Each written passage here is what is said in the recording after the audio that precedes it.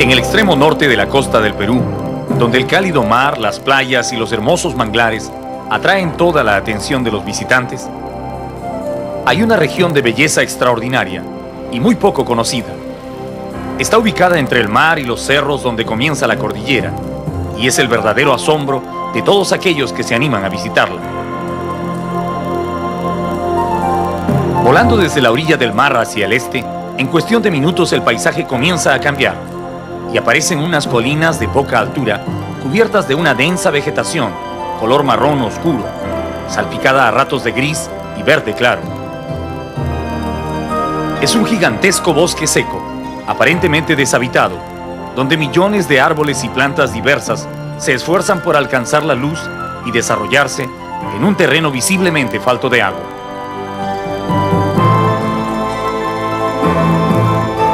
Por unos momentos las colinas se suceden unas a otras, mostrando todas el mismo tipo de vegetación. Pero repentinamente el paisaje vuelve a cambiar, y frente a nosotros el bosque seco se convierte en una extensa selva, verde y llena de vida. Aquí los árboles tienen otras formas y colores, y por un momento da la impresión de que hemos pasado de la costa a la selva amazónica. Grandes velos de neblina cubren las montañas más altas, y es fácil imaginar la cantidad de vida que se oculta en ese follaje. Desde que despegamos de la orilla del mar hasta aquí, han pasado apenas 10 minutos, y Tumbes se ha transformado frente a nuestros ojos. De una faja costera típica de nuestro territorio, hemos pasado a una selva tropical, como nunca hubiéramos imaginado que existía en este departamento. Toda esta región de bosques forma parte de la Gran Reserva de Biosfera del Noroeste, un territorio protegido por las leyes del Estado que tiene un área de más de 230.000 hectáreas, la mayor parte comprendida dentro de los límites de este departamento.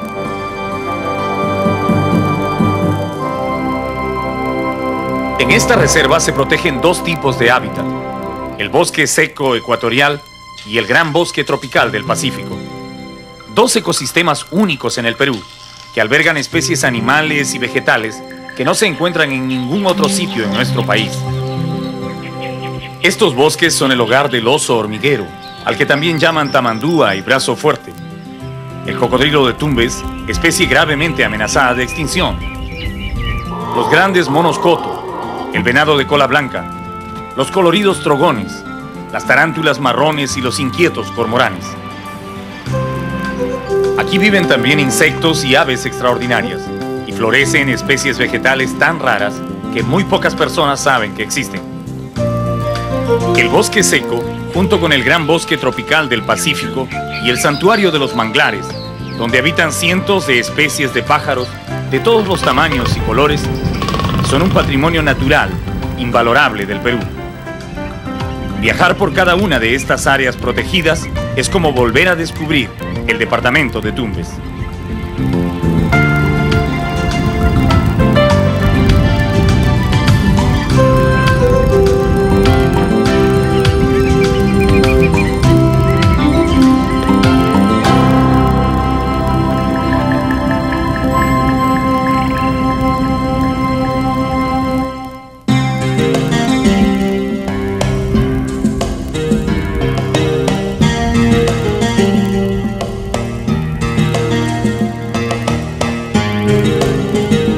Ingresamos a la Reserva del Noroeste siguiendo una carretera polvorienta que pasa entre campos de algarrobos y millones de arbustos de una planta que los campesinos llaman borrachera.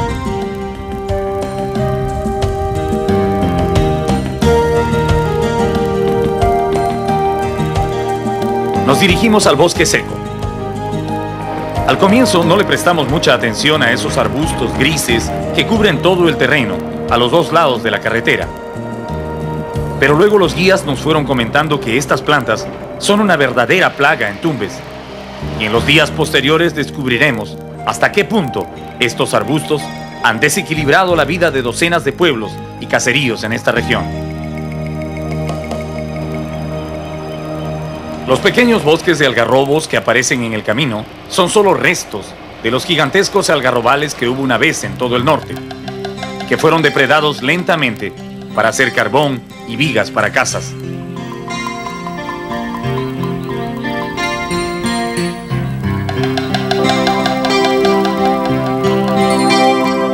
El algarrobo, considerado como un regalo de Dios en el desierto, es uno de los pocos árboles que ha logrado sobrevivir en estas latitudes.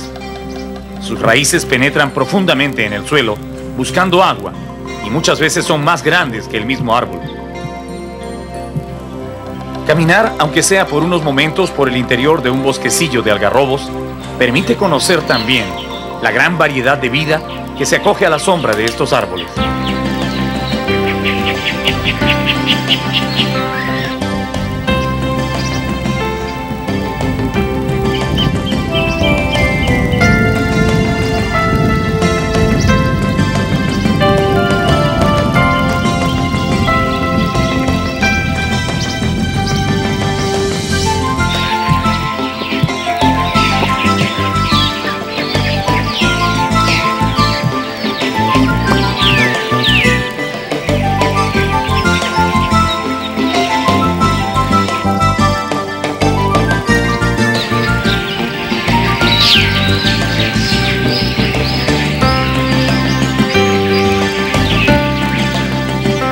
El viaje al bosque seco, que en helicóptero dura apenas 10 minutos, en carro se prolonga por varias horas, bajo un sol implacable. Nuestro objetivo son esos cerros azulados que se distinguen al fondo del paisaje. Allí está el bosque seco, en la zona que se denomina el Parque Nacional Los Cerros de Amotape. Cuentan que cuando los conquistadores españoles pasaron por esta región en el siglo XVI, con rumbo a Cajamarca, vieron a lo lejos estos cerros y les pareció que tenían el mismo color del algodón azulado con que las mujeres de su lejana patria confeccionaban sus faldas. Ese color, llamado Amotape en España, se quedó para siempre como el nombre de esos cerros. Desde que salimos de Tumbes hemos recorrido cerca de 85 kilómetros para llegar a los límites del Parque Nacional Los Cerros de Amotape, donde comienza el bosque seco ecuatorial. En el puesto de vigilancia nos detenemos brevemente para conversar con los guardaparques, que nos hablan de su trabajo y de los esfuerzos que realizan para impedir las incursiones de los cazadores, traficantes de aves y extractores de madera, que con frecuencia ingresan furtivamente en el parque. Nosotros estamos empeñados en poder... El jefe del puesto de control, que nos acompañará en todo el viaje, nos cuenta que tiene solo 4 guardaparques para cuidar un territorio de 91.300 hectáreas. No tienen vehículos ni presupuesto para combustible, pero aún así hacen lo mejor que pueden su trabajo, controlando sobre todo los carros que entran y salen por esta carretera.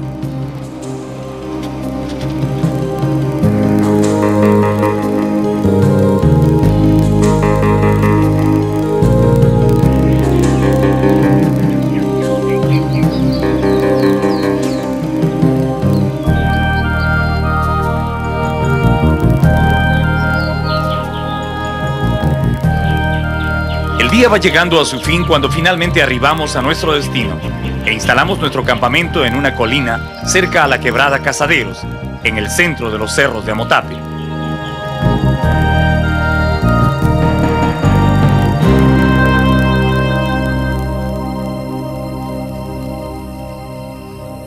A pesar del largo viaje, nadie se siente cansado y todo es animación y charla entre las carpas. Mientras unos se dedican a consumir las provisiones que teóricamente deben durar 35 días, otros revisamos mapas y fotografías del parque, que recién mañana veremos en toda su belleza. En las semanas siguientes nos quedaríamos maravillados al comprobar la enorme variedad de especies que se refugian en estos cerros.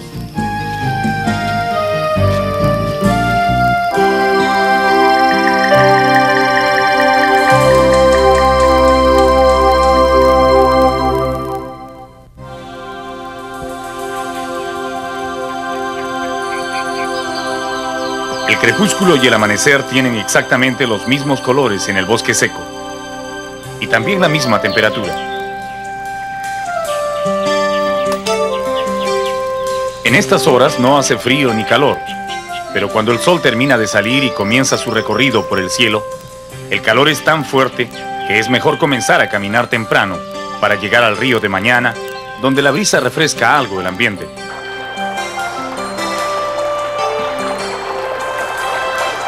Por estar ubicada muy cerca de la línea ecuatorial, esta región debería tener un clima mayormente tropical, es decir, cálido y húmedo y con abundantes lluvias. Pero la presencia de la cordillera de los Andes por un lado y las corrientes oceánicas por el otro le confieren un clima más bien subárido. La mayor parte del año es totalmente seco y solo llueve en los meses del verano, entre diciembre y marzo. Con la poca agua que recibe en esos meses, se sostienen los árboles y las plantas que estamos viendo. Pero 3 meses de lluvia al año no serían suficientes para hacer que esta vegetación crezca y se desarrolle. El bosque seco de Tumbes sobrevive principalmente porque cada 9 o 10 años el fenómeno del Niño trae fuertes lluvias que se prolongan por 6 o 7 meses, elevando el nivel de las aguas subterráneas. Es de ese fenómeno y de las aguas acumuladas en el subsuelo que vive el bosque. Cuando el sol ya brilla alto en el cielo, distinguimos en los árboles a las primeras aves rapaces que otean el paisaje en busca de sus presas.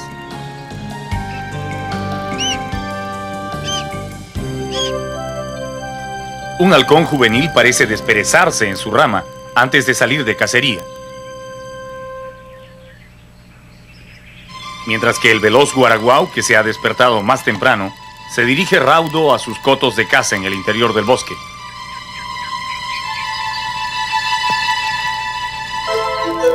Un aguilucho de hermoso plumaje también escudriña el paisaje en busca de comida.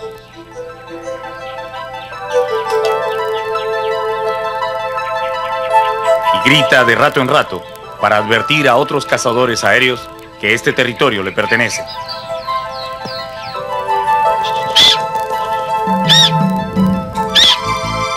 Este aguilucho es un excelente cazador. Su extraordinaria visión le permite descubrir desde muy lejos a los pequeños animales que le sirven de comida, aun cuando estos se mimeticen en su medio. Aquí parece ver algo.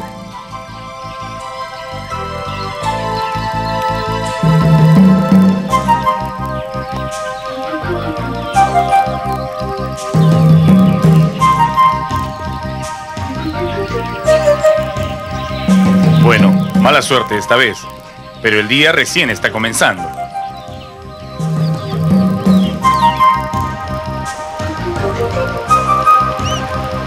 Varios escuadrones de cormoranes pasan volando en formación, con rumbo a los sectores del río donde abundan los peces, que son su principal alimento.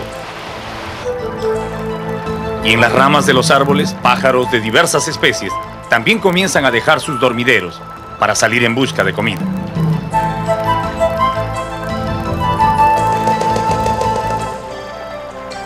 Entre todos ellos, el más vistoso es sin lugar a dudas el turtupilín o putilla, que atrae la vista por su brillante plumaje color rojo y negro. Los lugareños dicen que es de buena suerte si el turtupilín lo mira a uno de frente.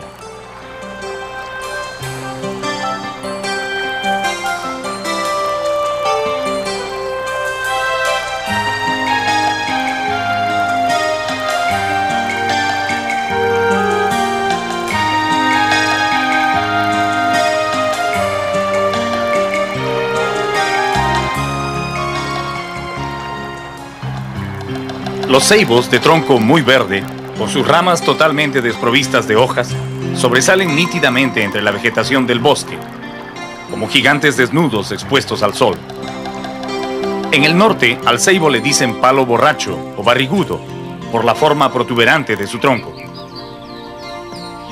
Aquí en el parque, donde está prohibido la tala de árboles, el ceibo llega a crecer hasta 25 o 30 metros de altura, y sus troncos alcanzan un diámetro de 4 metros, incluyendo las grandes aletas con que fijan su enorme peso en el suelo.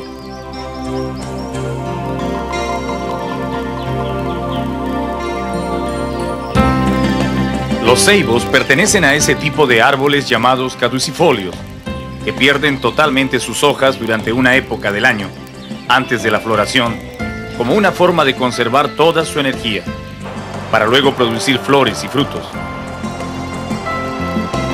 Por eso hay épocas en que se ve a los ceibos sin una sola hoja, y luego totalmente cubiertos solo de flores.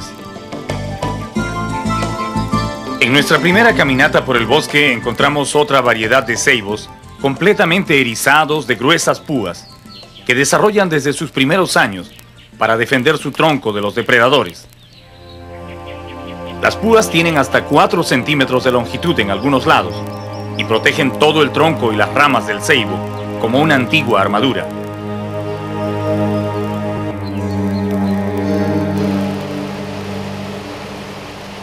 La mañana avanza y nuestra caminata nos lleva ahora por las orillas del río, donde pescan y se asolean las bandadas de cormoranes. Estos pájaros son las aves de mayor distribución en el territorio del Perú y de todo el mundo. A los cormoranes se les encuentra igual en la China como en Canadá, Europa y el norte de África. En el Perú es fácil verlos pescando en las cochas de la selva amazónica o en las orillas del mar. Se alimentan principalmente de peces y casi siempre forman bandadas para buscar alimento o descansar. En las riberas del río Tumbes a veces se puede encontrar grandes grupos de cormoranes tomando sol, junto a los gallinazos de cabeza negra y a las garzas blancas.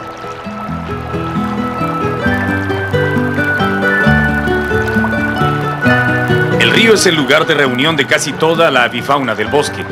Con solo caminar por sus orillas, el visitante puede llegar a conocer muchos ejemplares de la gran población de pájaros que habitan en el bosque. En el lado ecuatoriano donde nace este río, le llaman Puyango. Recién cuando entra en territorio peruano recibe el nombre de Tumbes.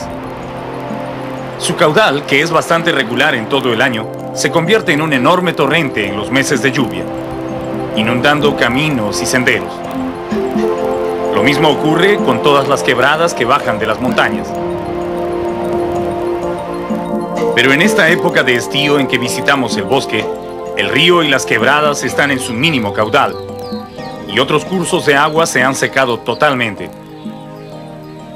Solo algunas pozas entre las rocas de las quebradas conservan agua suficiente para mantener la vida de los peces, anfibios y crustáceos que se refugian allí en espera de las lluvias. Los pobladores locales le llaman jagüeyes a estas pozas, que son también los abrevaderos, donde venados, zorros, pumas y otros ejemplares de la fauna mayor del bosque se acercan a tomar agua. Es muy interesante observar a los pequeños habitantes de estos jagüeyes en su mundo acuático. El cangrejo de río es el más sigiloso de todos. Armado con sus poderosas tenazas, aguarda escondido entre las algas el paso de algún pececillo descuidado para atraparlo. Este cangrejo tiene tanta fuerza en las tenazas que puede capturar y devorar peces 2 veces más grandes que él. En los lugares menos profundos toman sol sapos de varios colores y tamaños, algunos realmente extraños y aún no clasificados por los herpetólogos.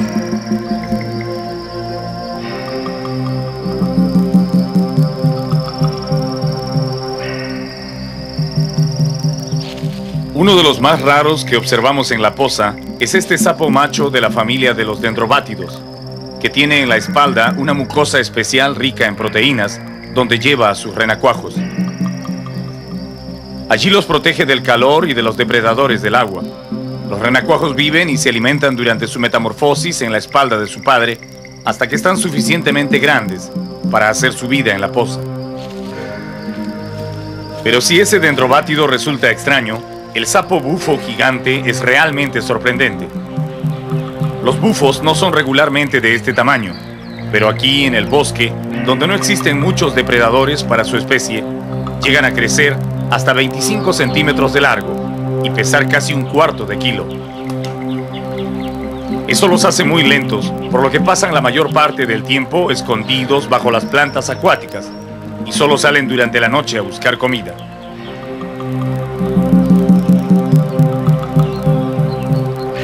La rana buana, de color verde brillante, es otro importante poblador de las pozas. Acostumbra a quedarse absolutamente inmóvil mientras espera el paso de algún insecto pequeño para atraparlo. Cuando se hacen más adultas, las buana pierden su color brillante y se tornan de un verde opaco para confundirse con su medio.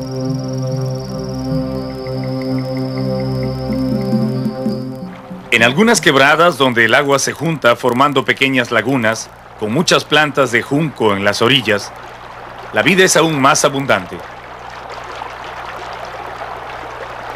En las rocas de la ribera viven unas arañas grandes de color marrón y negro que usualmente duermen muy quietas durante el día, pero de noche se ponen en actividad y entran en el agua en busca de renacuajos y pequeños peces que atrapan con sus poderosas mandíbulas. Entre las plantas de junco, sobre todo cuando el sol brilla más fuerte, es muy frecuente encontrar, disfrutando de la suave brisa, al insecto más hermoso de todo el bosque. Es la langosta solitaria, un hermoso representante de la familia de los Acrididae, que se alimentan casi exclusivamente de las hojas de las plantas. Su hábitat natural está en el follaje, donde pueden disimular mejor sus brillantes colores.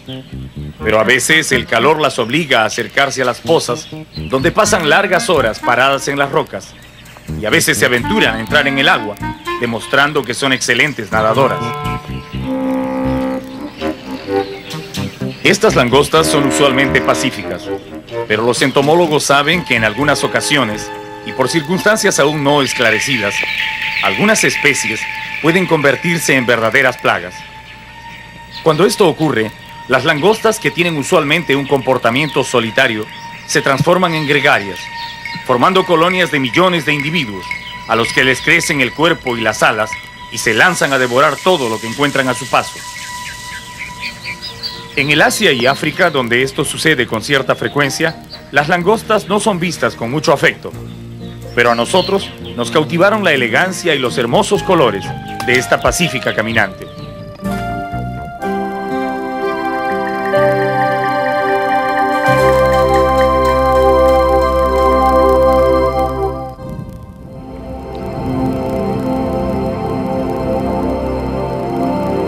Antes de abandonar las pozas, nos acercamos lentamente a los barrancos de las orillas para mirar de cerca a las iguanas gigantes, que duermen al sol entre las grietas. Las iguanas gigantes, a las que en el norte del Perú llaman pacasos, son reptiles propios de climas cálidos y tienen especial importancia por haber formado parte de la dieta de los primeros grupos humanos que habitaron estas tierras. A pesar de su feo aspecto, su carne es muy apreciada hasta hoy, y no son pocos los que las cazan para comerlas. Las iguanas son animales diurnos que se alimentan de insectos y brotes tiernos de las plantas. Les gustan sobre todo los pequeños algarrobos y los retoños de ciertos cactus. Cuando son perseguidas por las águilas o los zorros, sus enemigos naturales, los pacasos pueden correr muy rápido y también zambullirse en las pozas o ríos, donde se mueven con gran facilidad. En los últimos años, más de 30.000 ejemplares de estos reptiles, sobre todo juveniles, han sido sacados de su hábitat natural para venderlos como mascotas, por lo que su número está reduciéndose considerablemente en Tumbes.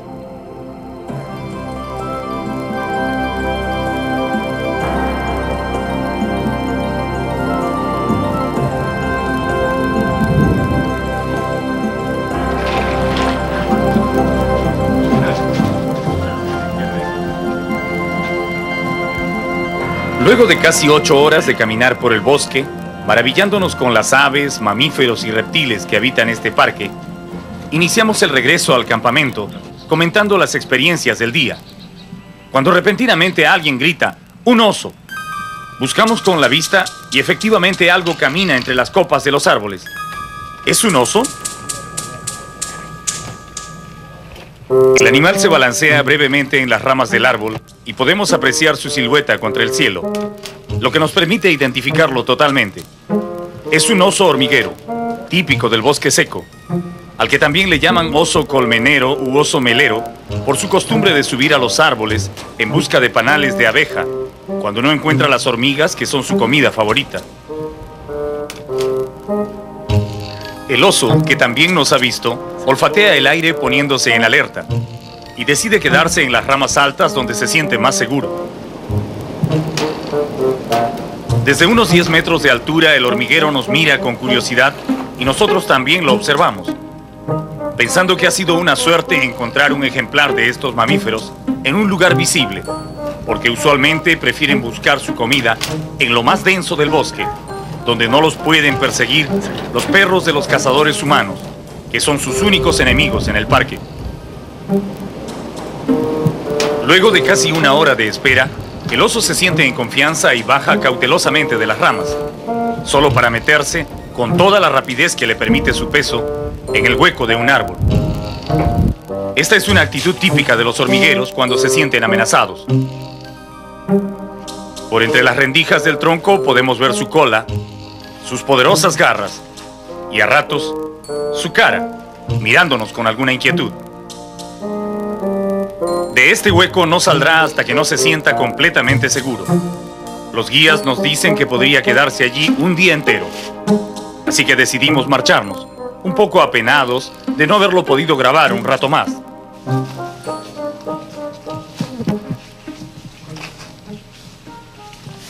Pero no avanzamos mucho cuando tropezamos con otro ejemplar, de pelaje totalmente blanco, que viene caminando lentamente por el suelo cubierto de hojas. Nuestra presencia no parece incomodarle mucho, así que lo seguimos por unos metros. Pero cuando el camarógrafo trata de acercarse un poco más,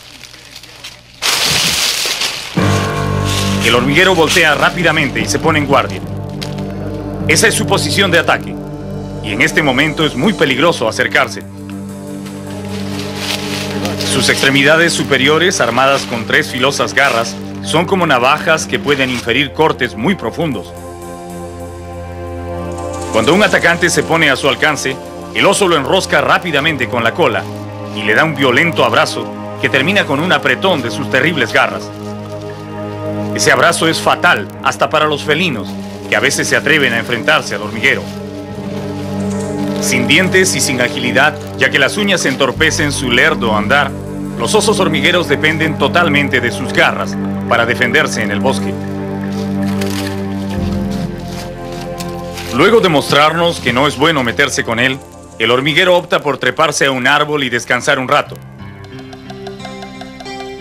Los investigadores que han estudiado a los hormigueros en su ambiente natural afirman que este animal no tiene muy buena vista y casi siempre prefiere caminar solo por el bosque. El ejemplar que estamos viendo es una variedad poco común de hormiguero, porque la mayoría de sus congéneres tienen algo así como un chaleco de pelos color negro sobre el lomo y el vientre, que es característico de la especie.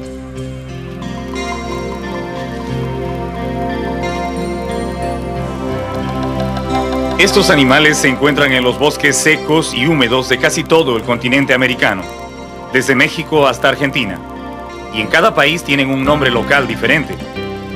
Por ejemplo, en México le dicen brazo fuerte, en Costa Rica, oso mielero, y en Brasil, caguaré. Pero existe una denominación común para este hermoso mamífero, y es tamandúa, palabra que designa el género al que pertenecen y que todos los investigadores usan con frecuencia. El tamandúa que trepó al árbol decide ahora volver a tierra y continúa su camino. Tratando de no molestarlo, vamos tras él, pensando que va en busca de comida. Pero no logramos seguirle la pista por este suelo enmarañado, cubierto de plantas espinosas y arbustos de entrecruzado ramaje. Una vez que lo hemos perdido, nuestros guías proponen buscar nidos de termitas y montar guardia allí hasta que llegue un hormiguero. La idea nos parece un poco ingenua por su simpleza, pero igual, en los siguientes días nos la pasamos grabando docenas de nidos de termitas, que por lo demás abundan mucho en este bosque.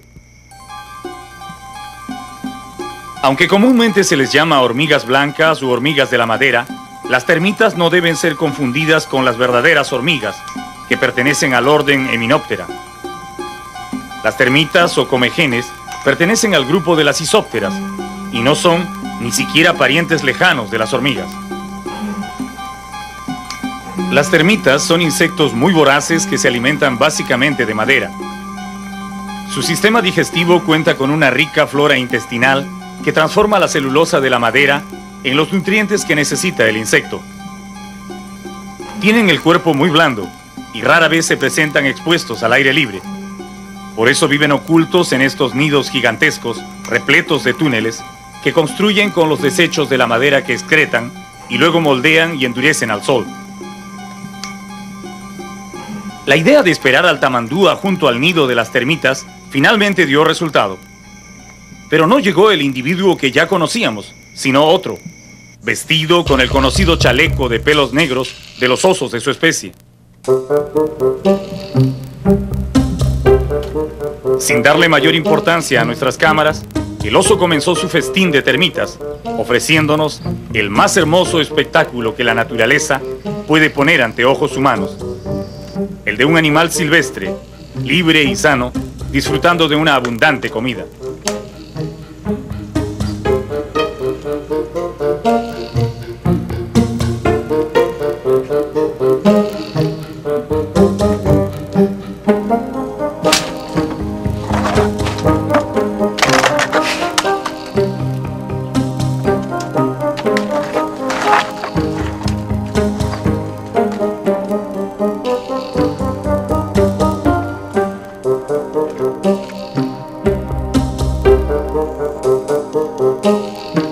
No contento con devorar los insectos de la superficie, el oso se mete en el nido y se da un verdadero atracón de termitas.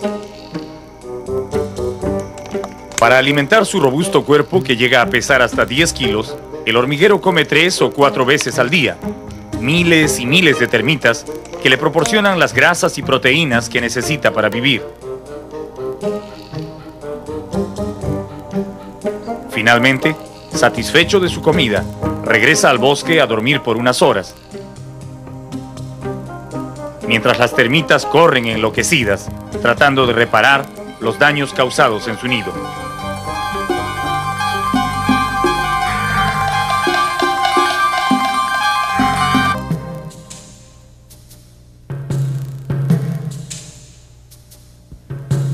Hay noches en el bosque seco de Tumbes, cuando la luna aparece en el cielo, velada por nubes tan oscuras que da la impresión de que va a caer un fuerte aguacero.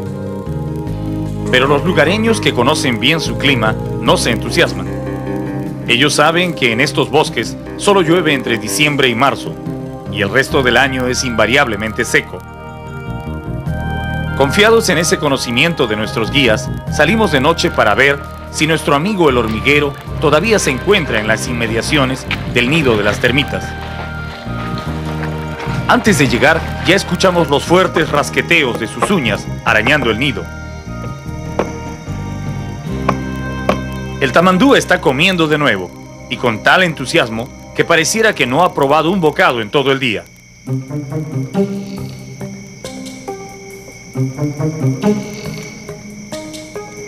Este es un animal extremadamente silencioso, sobre todo cuando come, y tampoco despide ningún olor especial.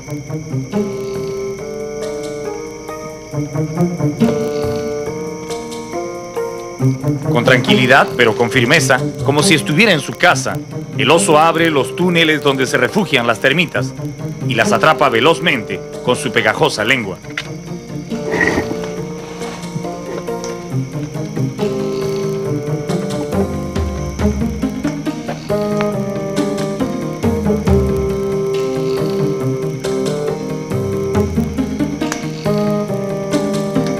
Esa rápida lengüita que usa como un ganchillo para jalar la comida está recubierta de una saliva adhesiva que produce en unas enormes glándulas ubicadas debajo de sus maxilares.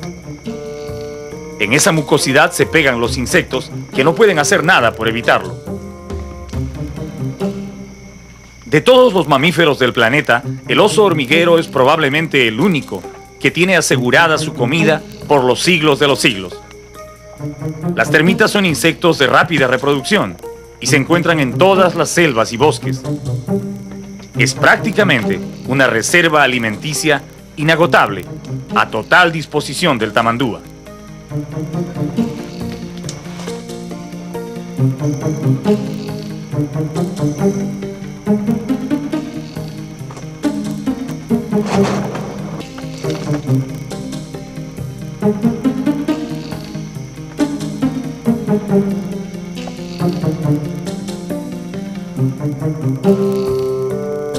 Demostrando que tiene un apetito insaciable, el oso vuelve a meterse en el interior del nido, donde al parecer le resulta más cómodo atrapar a los insectos.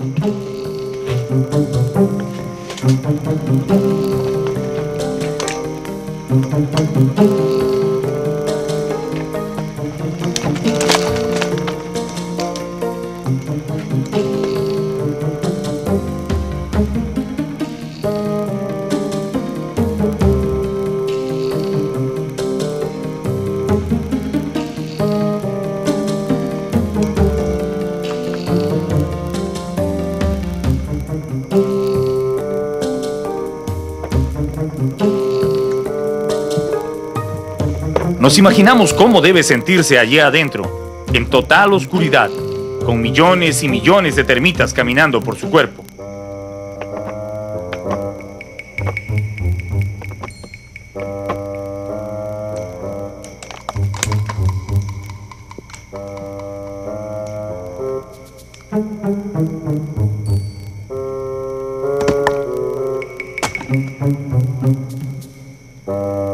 Cuando finalmente sale, está recubierto de miles de rubios insectos que se enredan en sus pelos.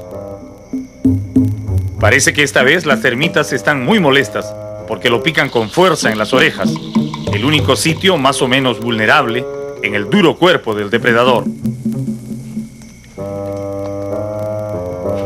Es imposible calcular cuántas termitas se come el hormiguero en cada una de estas sesiones, pero han de ser muchas, porque llega un momento en que el nido queda semivacío y el oso pierde todo interés.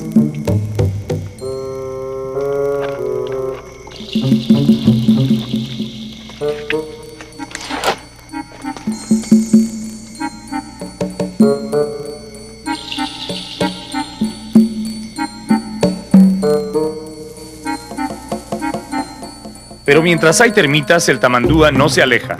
Duerme en un lugar cercano a su comida y es fácil hallarlo de día o de noche en las inmediaciones del nido, comiendo o durmiendo, que son sus ocupaciones favoritas, mientras las diligentes termitas no se cansan de reparar los daños que les ocasiona el molesto visitante.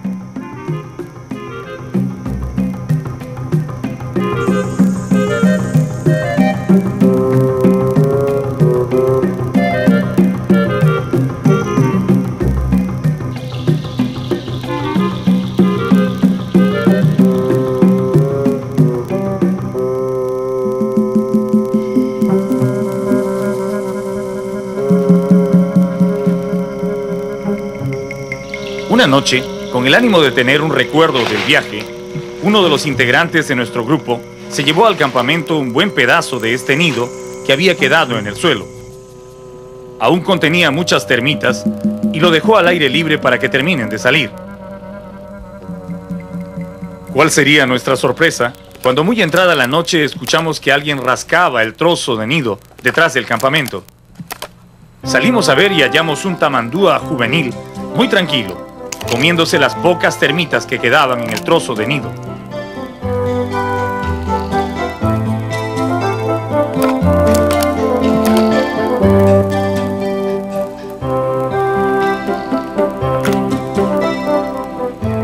Nos quedamos observando largo rato y notamos que parecía no tener ningún miedo a los humanos.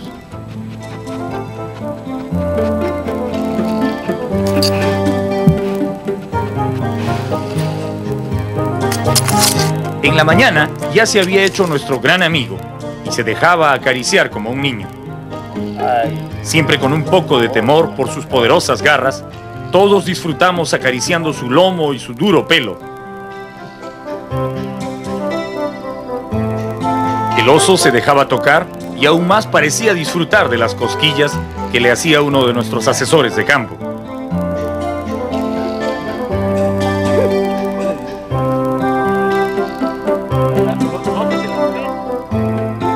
Se afirma que los grandes osos hormigueros pueden ser domesticados y llegan a vivir en amistosa convivencia con sus dueños. Pero el tamandúa es una especie que muy raramente entabla relaciones con los humanos. Los guías pensaban que tal vez este ha tenido contactos previos con lugareños que lo han tratado bien y ha ido perdiendo su miedo a la gente.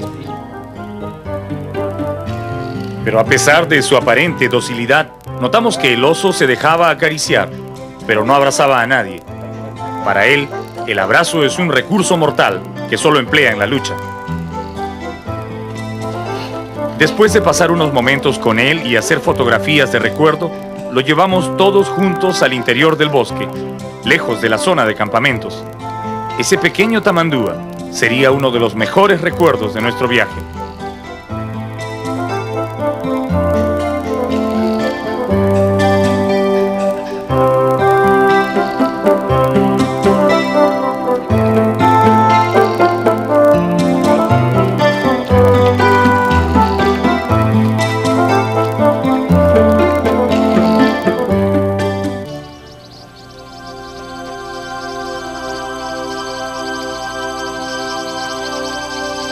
Entre los meses de abril y diciembre, cuando el clima se torna más seco y el bosque recibe con fuerza la luz del sol, florecen numerosas especies vegetales que alegran el paisaje y reafirman la perennidad del bosque seco. Los árboles de Guayacán, con sus brillantes flores amarillas, son los más vistosos. Se les encuentra en todo el ámbito del bosque, creciendo en pequeños grupos o también solitarios, mostrando su ramaje sin hojas, pero totalmente cubiertos de flores. Como muchos árboles de este clima, el Guayacán pierde su follaje en la etapa previa a la floración para dedicar toda su energía a la producción de los frutos que asegurarán la supervivencia del árbol. Estos árboles producen una madera muy apreciada por su dureza y hermoso veteado. Debido a eso, fueron talados indiscriminadamente en otras épocas para fabricar muebles y sobre todo parquet. Ahora las leyes los protegen, pero aún así, muchos extractores ilegales de madera siguen cortando Guayacán, inclusive dentro de reservas como estas, para vender clandestinamente la madera. Es bueno saber que el parquet hecho de Guayacán es un producto cuyo comercio está prohibido en el Perú.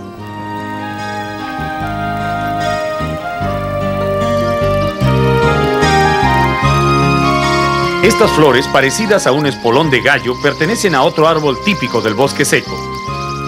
Es el porotillo, que crece hasta los 5 o 6 metros de altura y se llena de flores justo en el momento en que todo el bosque está más seco. Las flores del porotillo son el bocado favorito de los venados que abundan en esta región. Este es otro árbol constantemente amenazado por los extractores de madera, que usan su tronco para hacer cajones para frutas. Una actividad depredadora muy grande en el norte del Perú, que utiliza también la madera de otros árboles, como el palo santo y el pasayo, todos ellos protegidos por la ley.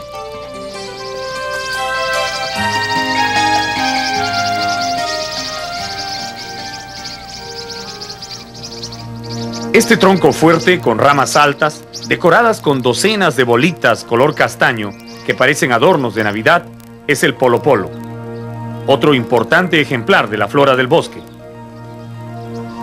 Su población no es muy abundante, crecen muy dispersos en el bosque en grupos de 5 o 10 y son fácilmente identificables por su tronco negruzco y esas bolitas que lo adornan cuando es la época de fructificación.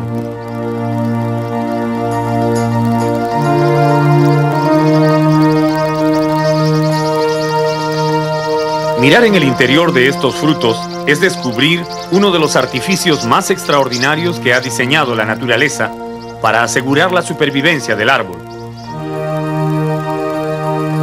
Los frutos más verdes muestran las semillas envueltas en una vellosidad blanca y húmeda que en esta etapa de crecimiento sirven de alimento a las ardillas y diversos tipos de aves.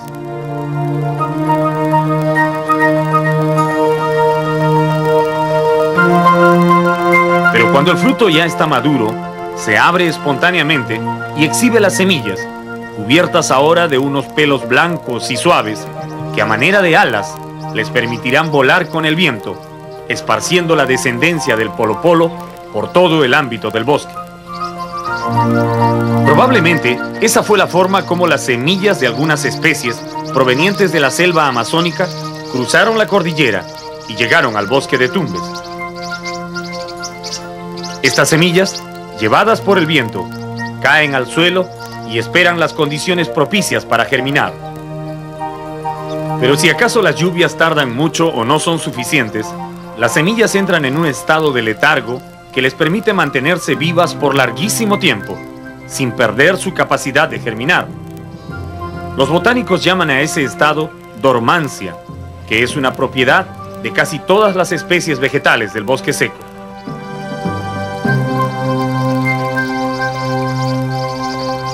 Todos estos árboles son importantes, no solo porque son únicos en el país, sino también porque dan alimento y refugio a las aves y a numerosos animales del bosque.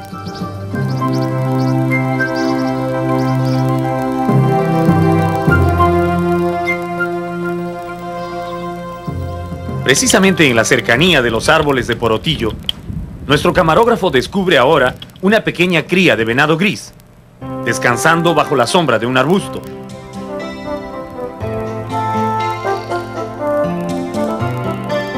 Tratamos de acercarnos un poquito más cuando la pequeña se levanta e inicia su veloz carrera.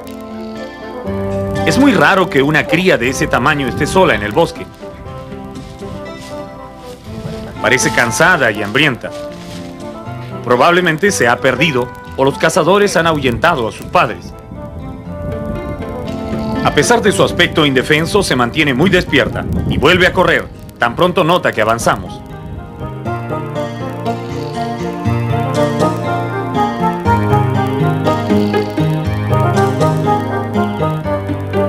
Los venados grises viven en estos espacios abiertos que les permiten correr a velocidad para huir de sus depredadores.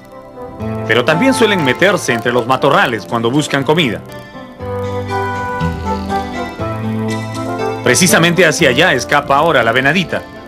No sería raro que sus padres hayan estado observando esta escena desde los matorrales, sin acercarse por temor a nuestra presencia.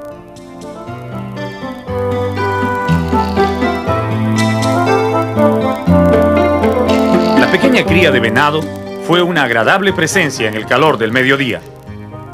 Pero el bosque alberga muchas formas de vida, algunas de las cuales pueden ser no tan agradables y acaso peligrosas.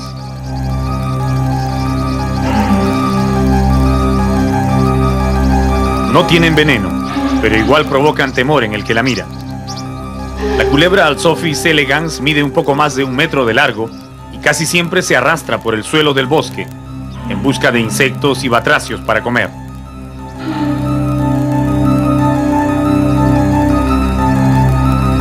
Sus colores se confunden con las hojas secas y la protegen de la poderosa vista de las aves rapaces, que son sus principales enemigos.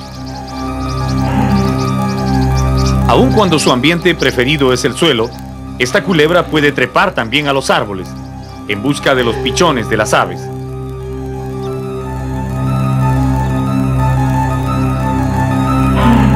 O nadar ágilmente en una poza, a la caza de sapos.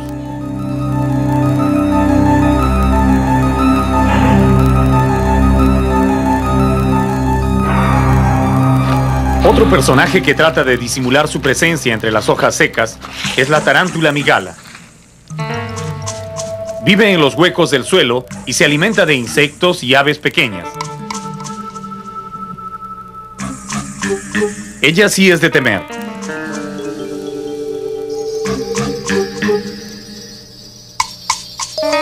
Su veneno no llega a ser efectivo en los humanos, pero resulta fulminante cuando lo utiliza contra los pájaros que atrapa en los nidos de las ramas, a las que sube con gran facilidad. También caza lagartijas y culebras pequeñas. Las tarántulas normalmente no son agresivas y se quedan muy quietas cuando alguien se acerca a mirarlas. Pero se afirma que cuando están furiosas pueden pegar saltos repentinos hacia el rostro o el cuerpo del que las molesta. En el bosque seco de los cerros de Amotape encontramos muchísimas de estas tarántulas peludas, de color marrón claro, caminando por el suelo o tomando sol entre las rocas.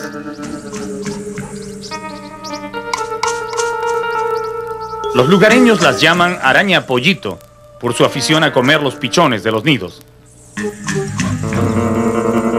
Si se mantiene la calma y se sabe cómo hacerlo, Es fácil recoger una de estas tarántulas para observarlas de cerca. No muerden, están muy estresadas.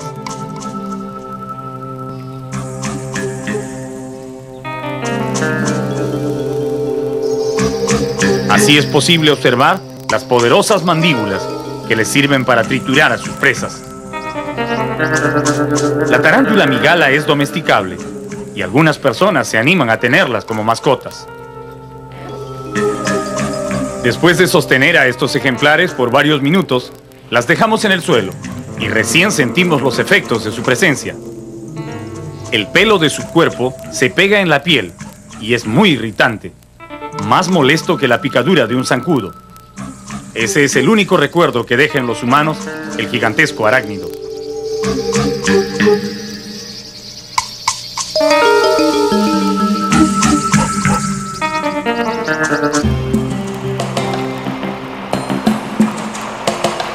Buscar algunos ejemplares del cocodrilo de Tumbes, una de las especies en mayor peligro de extinción que se refugia en esta reserva, fue uno de los objetivos más importantes de nuestro viaje. En la segunda semana de nuestra visita al Parque Nacional Los Cerros de Amotape, después de haber recogido algunas informaciones de los escasos pobladores de la zona, iniciamos una larga caminata, aguas arriba, por las orillas del río Tumbes, hacia un lugar donde se afirma que aún viven algunos pocos cocodrilos.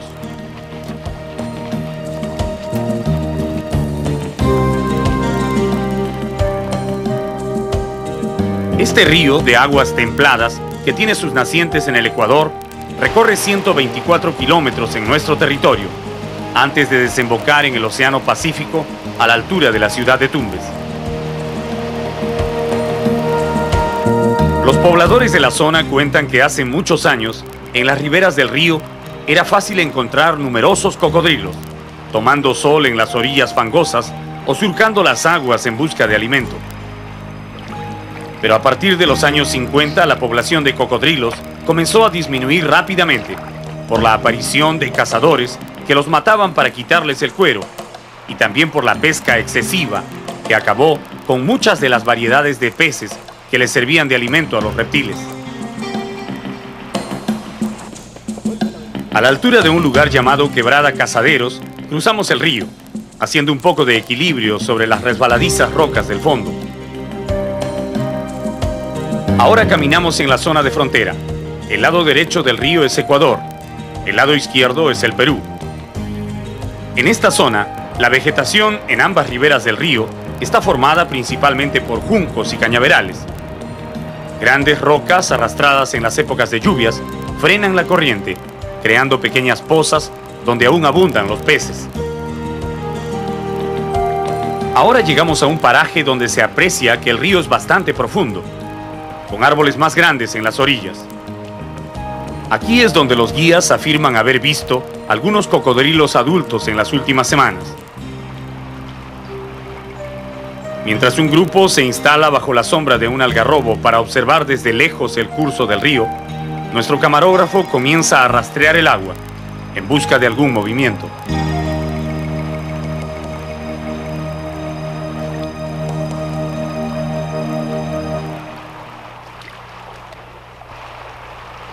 La espera es larga, pero da resultados. Un cocodrilo muy grande, con el cuero del lomo brillando al sol, nada aguas abajo, como si fuera un tronco llevado por la corriente.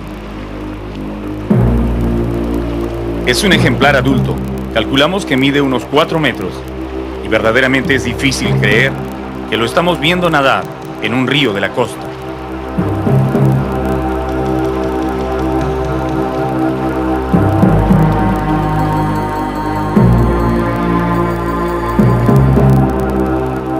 El cocodrilo se acerca a la orilla y notamos que hay otro más, descansando entre el fango y el agua.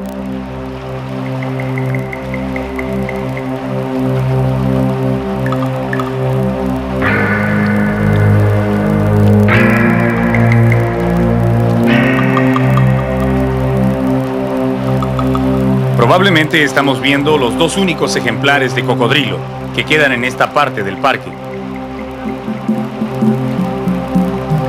El cocodrilo americano, conocido como cocodrilo de Tumbes en el Perú, porque solo se le encuentra en esa parte del país, es el reptil de más amplia distribución en el continente americano. Se le encuentra desde la Florida en los Estados Unidos hasta América Central y los territorios de Venezuela, Ecuador y Colombia. Altamente amenazado en nuestro país, es oficialmente el único reptil peruano considerado verdaderamente en vías de extinción.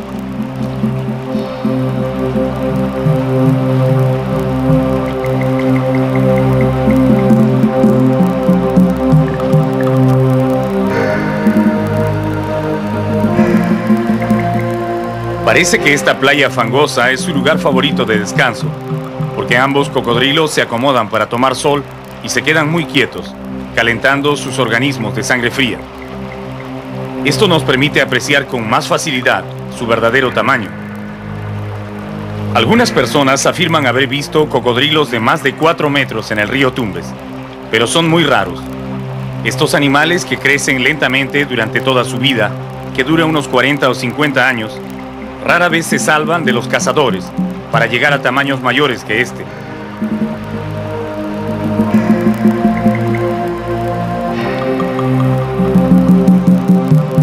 Para nosotros, que estamos observando desde el refugio en el Algarrobo, es una experiencia muy emocionante, entre triste y feliz, contemplar, aunque sea de lejos, a estos magníficos animales, descendientes de los grandes reptiles que dominaron el mundo en épocas remotas y que ahora están a punto de desaparecer en nuestro país. Los investigadores que han pasado mucho tiempo en esta reserva buscando al cocodrilo de Tumbes reportan que en todo el curso del río, desde el lugar donde este ingresa al Perú hasta la desembocadura, difícilmente hay una población de 50 cocodrilos.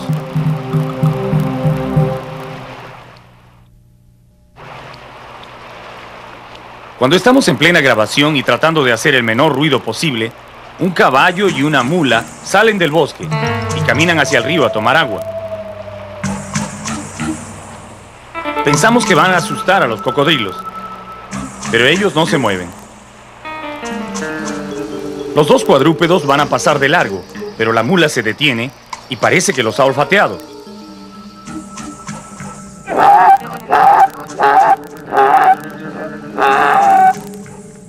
No sabemos qué habrá querido decir con ese relincho, pero las dos bestias se alejan prudentemente de los reptiles para tomar agua.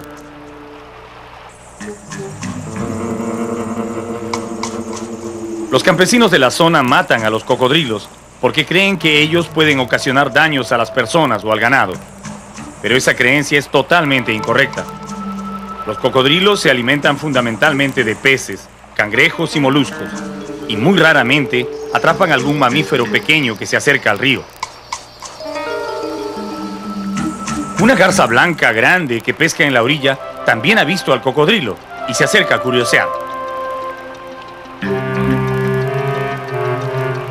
Parece que no conoce bien al reptil, pues lo mira con atención y luego huye un poco asustada. Pero algo la hace volver a echar otra mirada. Hay unos pececillos por allí que le han llamado la atención.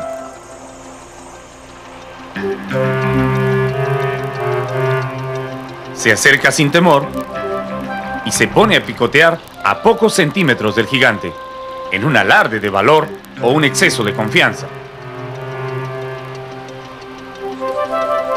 La verdad es que al cocodrilo no le interesa la garza como comida, y aun cuando tuviera mucha hambre, no podría sorprenderla, porque sus movimientos en tierra son muy lentos. Su cuerpo, de 180 kilos de peso, se mueve fácilmente en el agua, pero en tierra se torna torpe y desmañado.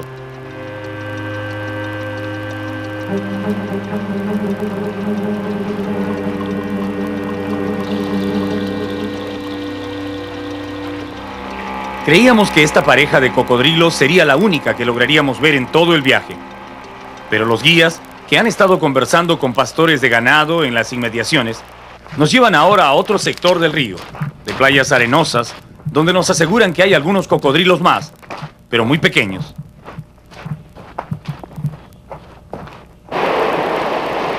Volvemos a cruzar el río y caminamos cerca de 3 horas hacia un sector denominado Poza Macanche, Y allí, efectivamente, hallamos 3 pequeños cocodrilos descansando en una playa.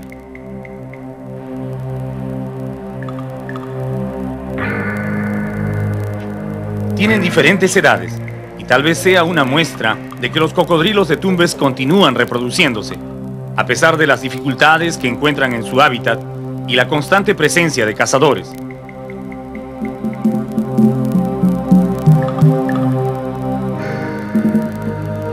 Uno de ellos es especialmente atractivo.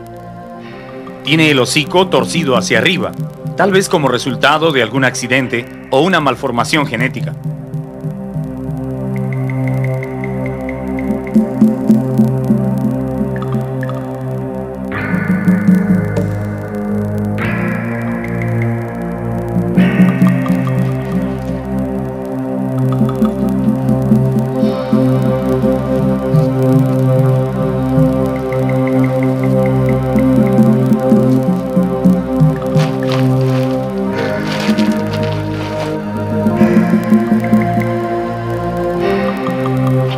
Atrapar uno para mirarlo de cerca y tomar algunos datos no resulta muy difícil.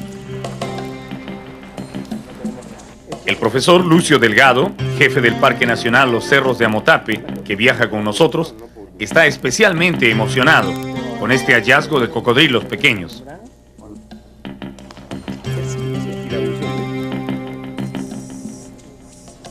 Él calcula que este cocodrilo tiene unos 2 años y medio de edad y pesa unos 8 kilos. Tiene todas sus extremidades completas, algo que es raro en cocodrilos jóvenes, que usualmente sufren el ataque de adultos o son mordidos por sus propios parientes. A pesar de su escaso tamaño, 1 metro con 10 centímetros, el cocodrilo es muy fuerte y en los violentos movimientos que hace por liberarse, ha logrado herir con sus dientes la mano de uno de nuestros guías.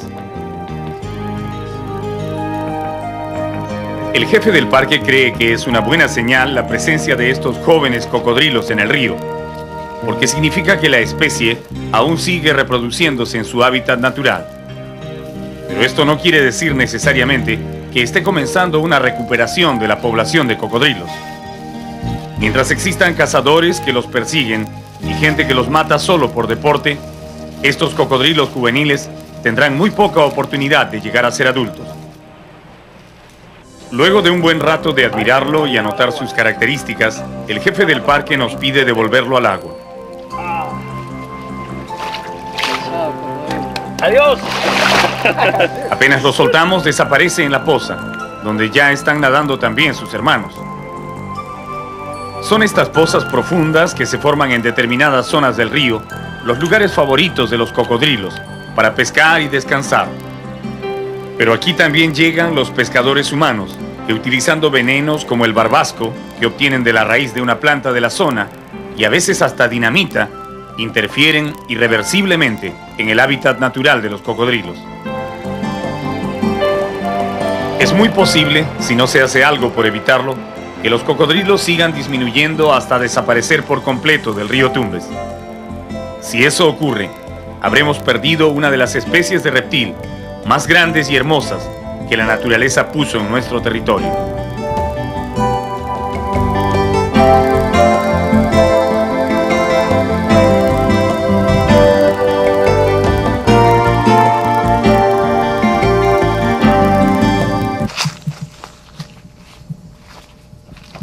Cuando uno camina por el interior del bosque seco en los cerros de Amotape, frecuentemente escucha un golpeteo rápido y prolongado. Parece el sonido de una herramienta en manos de algún trabajador solitario en el bosque. Cuando se busca el origen del ruido, este cesa inmediatamente, y es muy difícil saber de dónde venía. Esto nos ocurrió 3 o 4 veces, hasta que un día logramos sorprender al causante de ese misterioso golpeteo.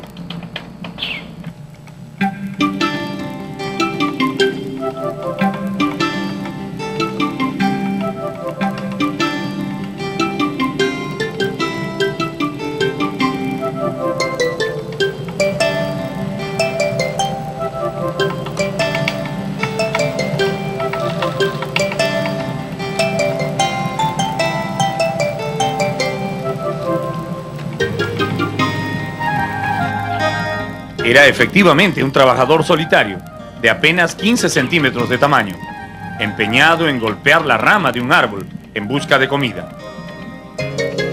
Su nombre local es Picapalo, pero todos lo conocen mejor como Pájaro Carpintero Chico.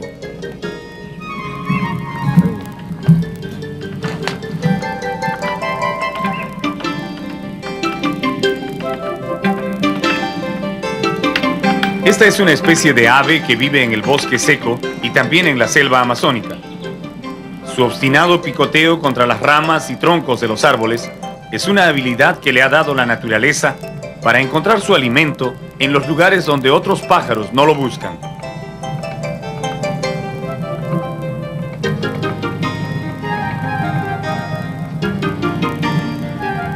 El pequeño carpintero picotea un rato y luego hurga en los huequitos, en busca de hormigas, larvas de escarabajos y otros insectos que conforman su dieta. Los músculos de su cuello y su cabeza son tan fuertes que puede dar hasta 100 picotazos por minuto, sin sentir el menor cansancio, ni romperse el pico, por supuesto.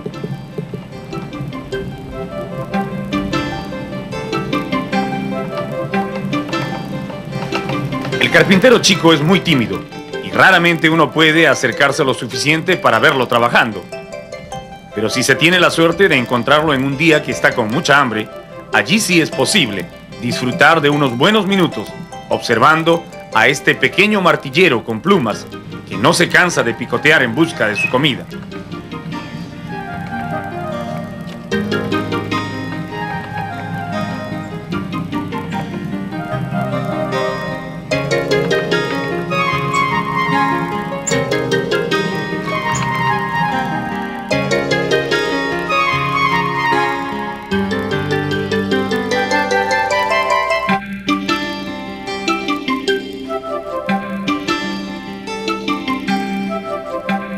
Pero si encontrar al pájaro carpintero chico es una bonita experiencia, hallar a su primo hermano, el gran pájaro carpintero, eso sí es todo un acontecimiento.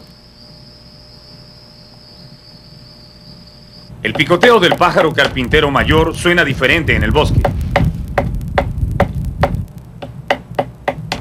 Parece un martillo neumático golpeando contra el tronco de los árboles. Allí lo vemos, es el Campéphilus guayaquilensis, al que los dibujos animados han hecho tan famoso, parodiándolo como el pájaro loco.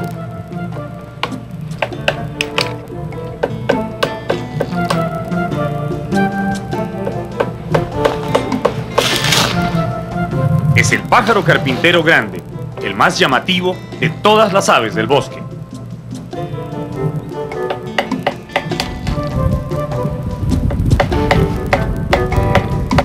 A este pájaro carpintero grande lo encontramos en una zona de la reserva que los ecólogos llaman ecotono, es decir, el sitio donde se juntan dos ecosistemas diferentes. En este caso, es el límite entre el bosque seco ecuatorial y el bosque tropical del Pacífico, al que ya estamos ingresando.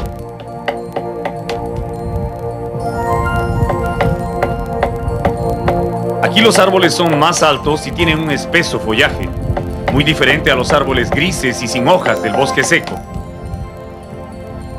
Sin prestarnos mucha atención, a pesar de que nos ha visto, el carpintero continúa con su trabajo de picotear la gruesa rama en busca de insectos. Cualquier otra ave que golpeara de esta manera un árbol con el pico no duraría ni un día con vida, porque su cerebro también quedaría expuesto a un martilleo incesante que terminaría por destruirlo.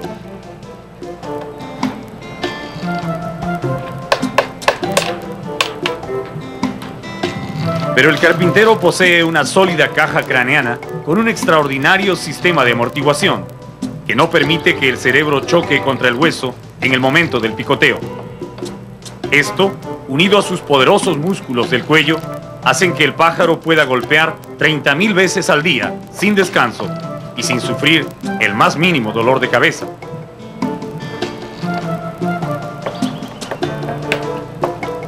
Aparte de su pico que destroza con facilidad la corteza de los árboles semipodridos, el carpintero posee una larga lengua con bordes dentados que le permite extraer del interior de los agujeros las hormigas, larvas y otros insectos que van quedando al descubierto. La naturaleza también ha previsto a este formidable pájaro de 4 dedos con uñas curvas, dispuestas en forma de X, que le hacen más fácil aferrarse a los troncos verticales y picotear en cualquier posición. Las plumas de la cola son otra ayuda. La evolución las ha modificado convirtiéndolas de suaves y delicadas en rígidos apoyos que los sostienen en el tronco mientras trabaja.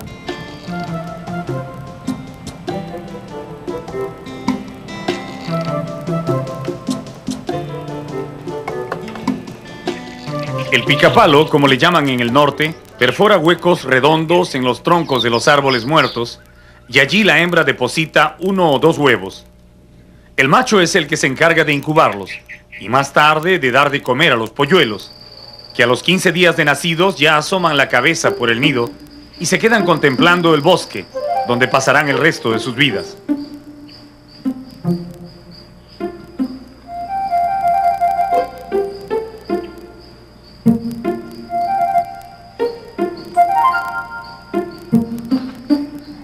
Estos pequeños observan un poco inquietos el mundo alrededor. De repente, uno sale volando, dejando solo a su hermano, que al parecer todavía no domina el arte del vuelo. Pero no se queda solo. De la oscuridad del nido emerge casi de inmediato un tercer carpinterito, que se asoma a la luz, admirado de la inmensidad del bosque.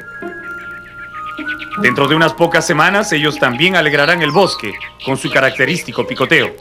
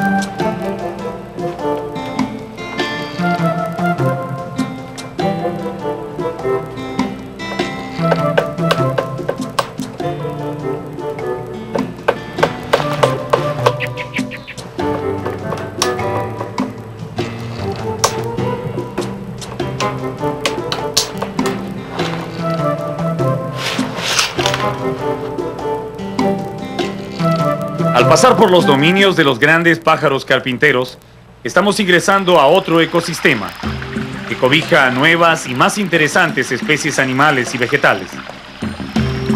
Desde que salimos de Tumbes hace 16 días aproximadamente, hemos recorrido gran parte del Parque Nacional Los Cerros de Amotape, cubiertos de la vegetación del bosque seco ecuatorial.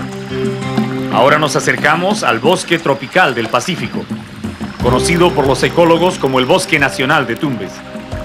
Un mundo diferente, casi amazónico, donde nos esperan otras maravillas de la naturaleza.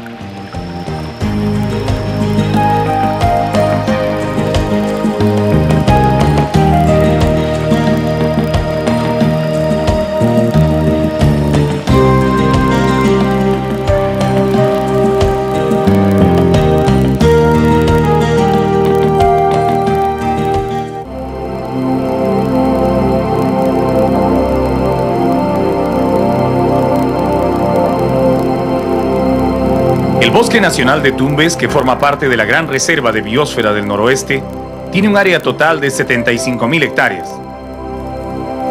Visto desde el aire, el paisaje no se diferencia casi en nada de las montañas de la selva alta del Perú. Pero lo que hace excepcional a este bosque es su ubicación, en el lado occidental de la cordillera de los Andes, bastante cerca al Océano Pacífico, en una región donde la mayoría de los visitantes esperan encontrar solo playas y desiertos. En nuestro viaje por la reserva utilizamos vehículos para la mayor parte del recorrido, pero al ingresar en el Bosque Nacional, los estrechos caminos nos obligan a continuar a pie, llevando nuestros equipos a lomo de bestia.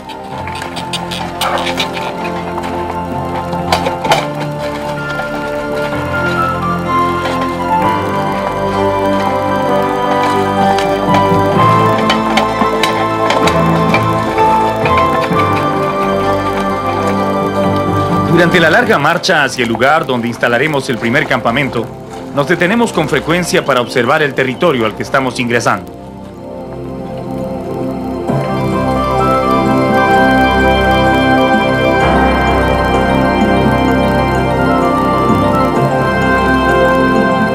La espesa vegetación que cubre la parte más alta de las montañas está casi todo el tiempo semi-oculta por un manto de neblina que llega desde la lejana selva amazónica, pasando la cordillera, que en esta zona tiene muy poca altura. La temperatura media anual de este bosque es de 22 grados centígrados, pero desciende hasta los 15 grados durante las noches y se levanta hasta los 30 en los meses del verano. Este mundo nublado es el hogar del trogón, una hermosa ave de colorido plumaje a la que también llaman curucuy, por el sonido que hace con su canto. Aves de esta misma especie viven en las selvas amazónicas, al otro lado de la cordillera. Probablemente los antepasados de este trogón pasaron al bosque de Tumbes en épocas remotas, y al encontrar abundante alimento y una vegetación parecida, decidieron quedarse en este lugar, disfrutando de un nuevo hábitat.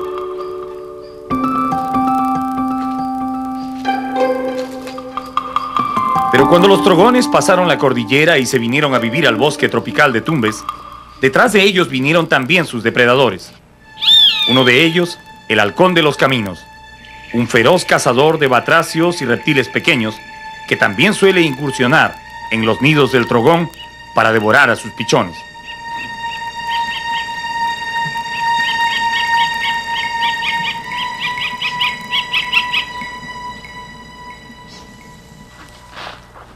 El camino por el que estamos avanzando nos lleva ahora a un sector del bosque donde nos recibe un microclima especial.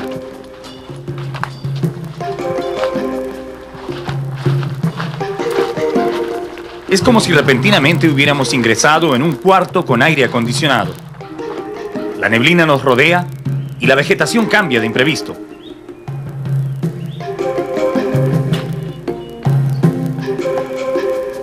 Aquí los árboles se muestran cubiertos de musgo y todas las plantas están húmedas de rocío.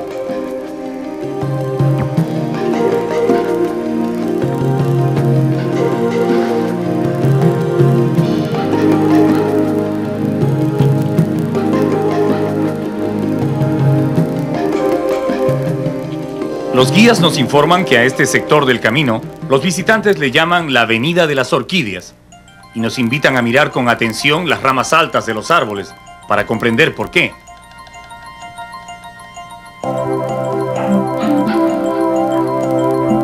A pesar de que la neblina disminuye un poco la intensidad de sus colores, numerosas orquídeas en plena floración destacan nítidamente en el follaje. Las orquídeas son en su mayoría plantas epífitas que se ubican en las ramas altas de los árboles, buscando alcanzar un máximo de luz solar para desarrollarse. Se alimentan del humus producido por la descomposición de las hojas de los árboles o de los nutrientes que pueden captar del agua de la lluvia, pero nunca de su anfitrión, porque no son parásitas. Se estima que en todo el mundo hay unas 25.000 especies de orquídeas, pero aquí, en el bosque de Tumbes, crece esta variedad especial, denominada Cattleya maxima, conocida internacionalmente como la reina de las orquídeas, por ser uno de los géneros más vistosos de esta familia. La Cattleya maxima llega a producir hasta 10 grandes flores, que permanecen en la planta un mes y un poco más, y sus colores varían de un rosado tenue a un lila oscuro, habiéndose incluso reportado algunas totalmente blancas, que son la codicia de los colectores. La exótica belleza de estas flores, sus colores y formas, han fascinado desde siempre a los hombres que entraron en los bosques y selvas de América del Sur. En el siglo XVIII se organizaron en Europa varias expediciones que tenían como único fin colectar estas orquídeas para enviarlas a los jardines botánicos de las cortes de España e Inglaterra.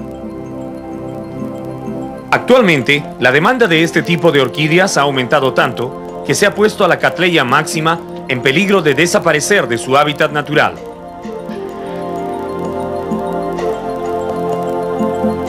En lugar de cultivarlas en grandes viveros, Muchos colectores prefieren entrar cada año en los bosques y extraer miles de orquídeas para venderlas a las florerías de las ciudades. Quizás el bosque tropical de Tumbes sea el último refugio de estas hermosas flores que la naturaleza hizo crecer generosamente en nuestro país.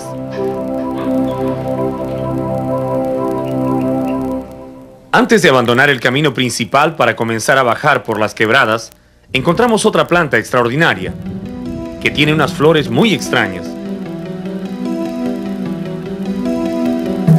Es una variedad de papaya silvestre a la que la gente del lugar llama yuca de monte o coral. Sus flores son de un rojo tan intenso que recuerdan el color de la sangre. Se cuenta que los antiguos mochicas que dominaron esta región en la época preincaica utilizaban el fruto de una papaya silvestre llamada ullucho para impedir que la sangre de las víctimas de sus sacrificios se coagule. El ulluchu mantenía la sangre en estado líquido y ellos podían llevarla hasta los templos más lejanos para celebrar sus ritos y ceremonias. ¿Será tal vez esta yuca de monte el ulluchu de los sacerdotes mochicas?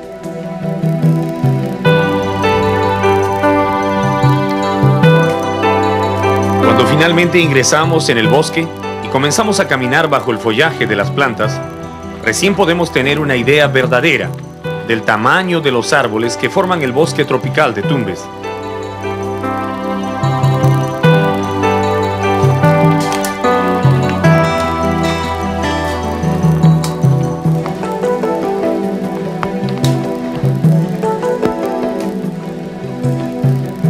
Aquí, donde las leyes prohíben cortar los árboles, algunos han crecido tranquilamente por 100 o 200 años, llegando a alturas que sobrepasan los 30 metros. Uno de ellos es el pechiche, que abunda en este sector del bosque. Su tronco grueso y muy recto se eleva por encima de todas las plantas en busca de luz. Muy cerca del pechiche crece otro gigante, del que solo conocimos su nombre local, casposo.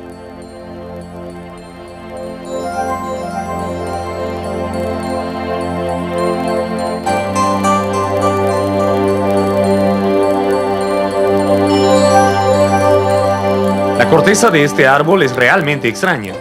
Está formada por gruesas placas superpuestas que le dan la apariencia de un armadillo. Sin embargo, pese a su ruda apariencia, las placas se desprenden con facilidad cuando uno las jala y dejan ver a unos extraños insectos que habitan encima de la capa interior.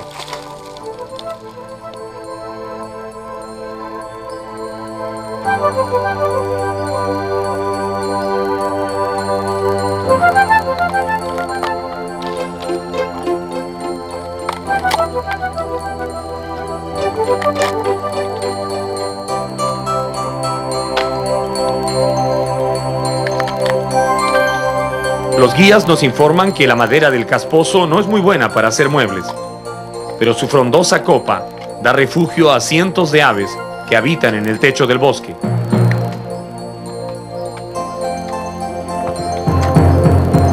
El ficus estrangulador o matapalo es otro de los colosos de este hábitat.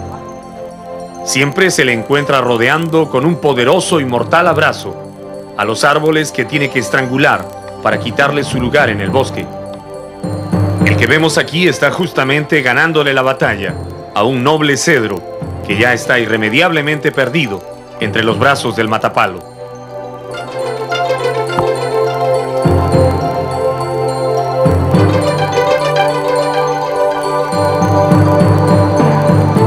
En medio de toda esta vigorosa vegetación, instalamos nuestro campamento, bastante cerca de la quebrada Naranjal, en el mismo corazón del bosque. De aquí saldremos en la mañana, en busca de las últimas familias de monos coto que se albergan en este lugar.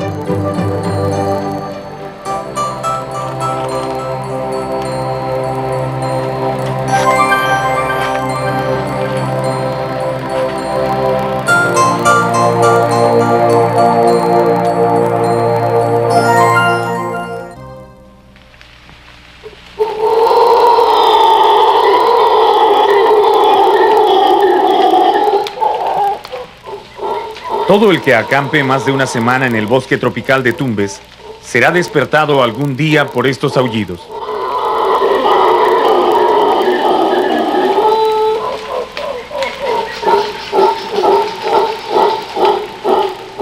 Comienzan puntualmente a las 4 de la mañana y van en aumento según se aproxima la salida del sol.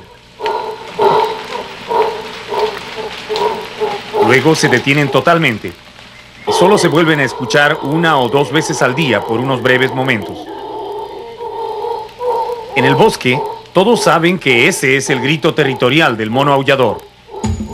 Pero lo que nadie puede decir es de qué lugar proviene, porque parece sonar en todos lados al mismo tiempo. Buscar el sitio exacto donde los monos están comiendo o descansando es una ardua tarea. Se requiere caminar horas de horas, confiando en que la habilidad de los guías para orientarse en el bosque nos lleve hasta los refugios de los monos.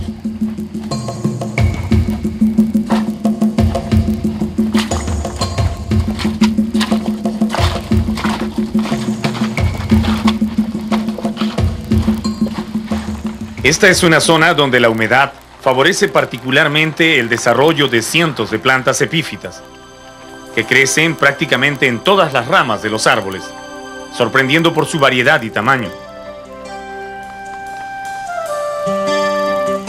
La más común es esta que llaman gallito por la forma de sus flores. Pero también hay diminutas orquídeas que se esfuerzan por florecer y numerosos hongos y líquenes. A 3 horas de camino del campamento encontramos unas formaciones rocosas muy grandes que tienen una cueva en la parte central. Al aproximarnos notamos que hay algo de vida en el interior. Son cientos de murciélagos que revolotean nerviosos sin animarse a salir a la luz. Parece que el ruido de nuestras pisadas en las rocas los asusta, porque abandonan su cueva velozmente para internarse en el bosque. Estas colonias de murciélagos son muy comunes en el bosque tropical. Se les denomina murciélagos ahumados y son pequeños mamíferos insectívoros que viven en los bosques húmedos de Perú y Ecuador. Usualmente dejan estas cuevas al atardecer para salir a la caza de mosquitos, mariposas y moscas, que son su principal alimento. El murciélago ahumado no es un bebedor de sangre, como su pariente, el vampiro de la Amazonía.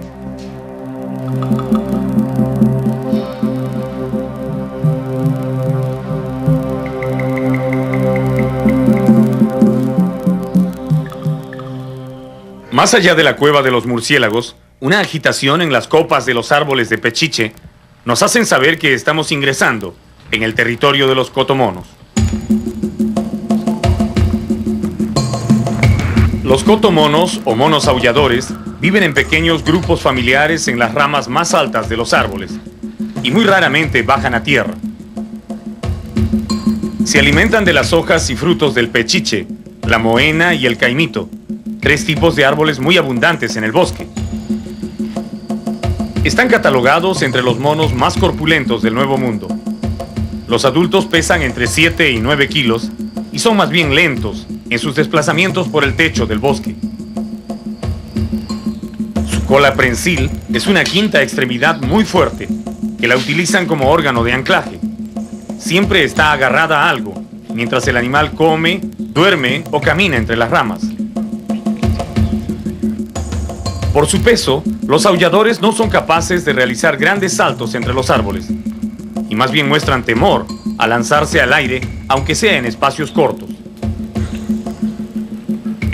Estos grandes monos están bastante distribuidos en los territorios de América Central y del Sur, pero en el Perú solo se les encuentra en el bosque tropical de Tumbes, por lo que también se les conoce como mono de Tumbes o aullador de Tumbes.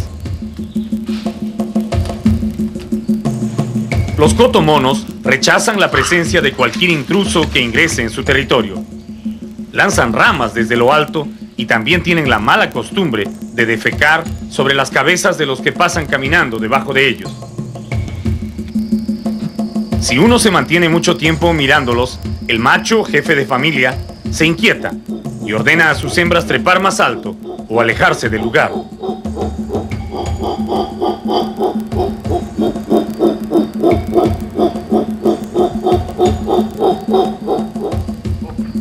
Pero si acaso el intruso pretende acercarse más, el cotomono recurre a su más expresiva forma de defensa.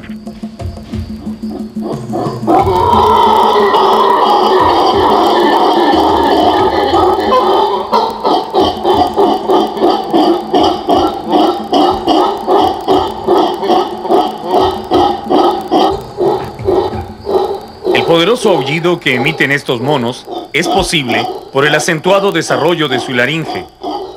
Dentro del tubo cartilaginoso de la garganta, el hueso hioides de este mono es muy grande y le sirve como caja de resonancia. Su grito es audible a muchos kilómetros de distancia. Pero ellos no solo gritan para ahuyentar a sus enemigos. Periódicamente emiten sus aullidos para avisar a otras familias de monos cuál es su posición en el bosque y evitar encuentros que puedan terminar en peleas.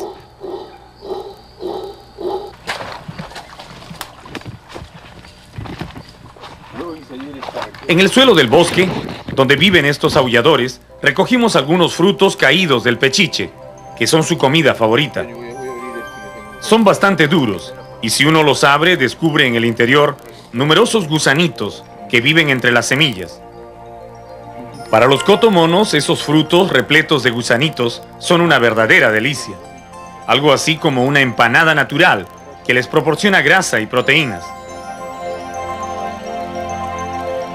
En épocas pasadas era fácil encontrar numerosas familias de cotomonos comiendo hojas o simplemente recostados en las ramas de los pechiches. Pero la población de cotomonos se ha reducido tanto en las 3 últimas décadas que este grupito familiar que estamos viendo y otro que vive al noreste del bosque, casi en la frontera con Ecuador, son los únicos cotomonos que quedan en el Perú.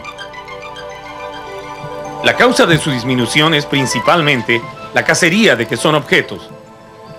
Los hombres que van a cuidar las fronteras, cuando se quedan sin provisiones, matan a los cotomonos para comerlos.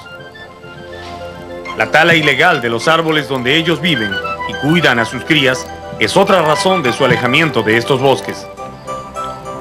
Junto con el cocodrilo de Tumbes, el cotomono es lamentablemente otra especie animal en peligro de extinción en nuestro país. Respetar el hábitat del mono aullador, proteger los árboles donde vive y, sobre todo, terminar con la cruel costumbre de matarlos a tiros es la única forma de salvar a las pocas familias de cotomonos que quedan en este bosque.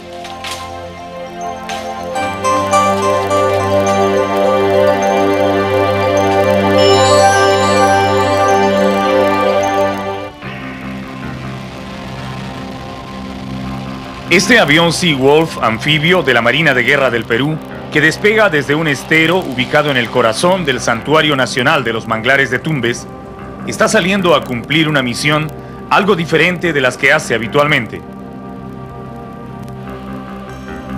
Tan pronto deja el agua, el piloto eleva el avión a una altura prudencial para no inquietar a los habitantes del delicado reino que va a sobrevolar. Este vuelo forma parte de las inspecciones periódicas que realiza la Marina en el santuario, para controlar la intangibilidad del área, informarse sobre la presencia de embarcaciones ilegales de pesca en los esteros y especialmente monitorear los cambios que se van produciendo en la extensión de los bosques de mangle. El manglar es un bosque diferente, ubicado entre el mar y tierra firme, que solo existe en algunas pocas regiones tropicales del mundo, donde el clima, la salinidad del agua del mar y la presencia de ríos que desembocan arrastrando abundante materia orgánica se conjugan para dar vida a una exuberante planta que se llama el mangle.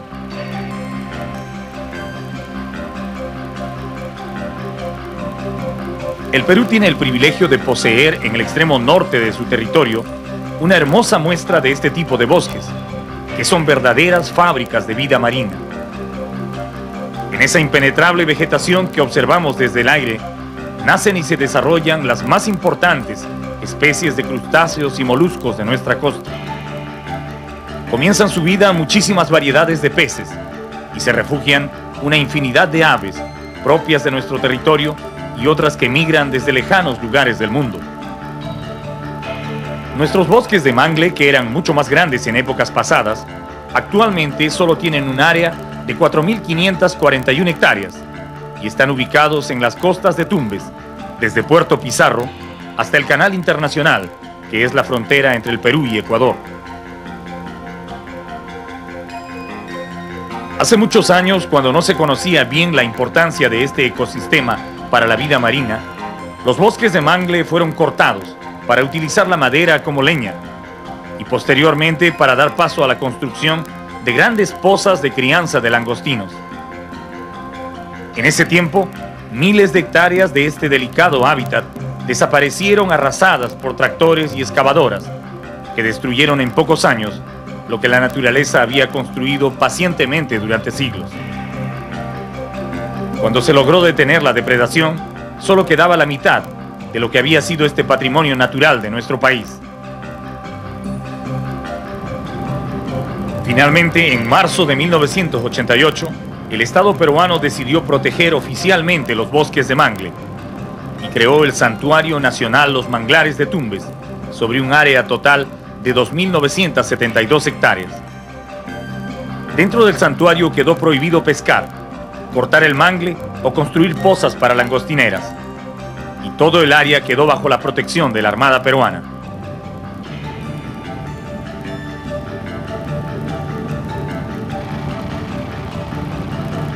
Es este pequeño santuario donde se protege el único bosque de mangles que hay en el Perú, el territorio donde ahora vamos a ingresar.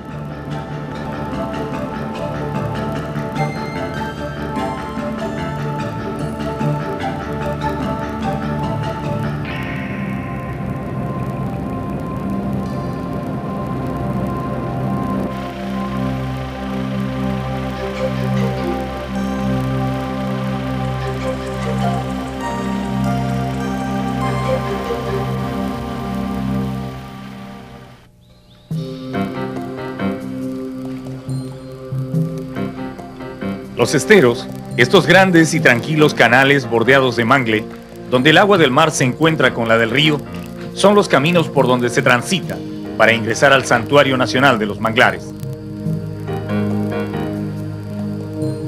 Cuando el visitante navega por un estero, al comienzo da la impresión de que todo el lugar está deshabitado.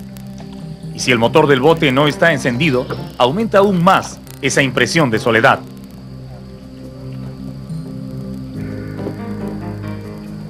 Pero luego, poco a poco, entre las raíces del mangle, en las ramas altas y también en el agua, la vida comienza a mostrarse tímidamente, como recelosa de los extraños.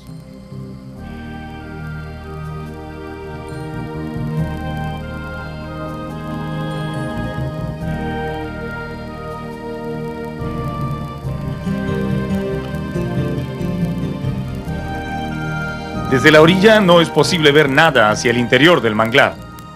Las ramas y las hojas crecen apretadamente, formando una barrera impenetrable, donde solo logran filtrarse algunos rayos de sol.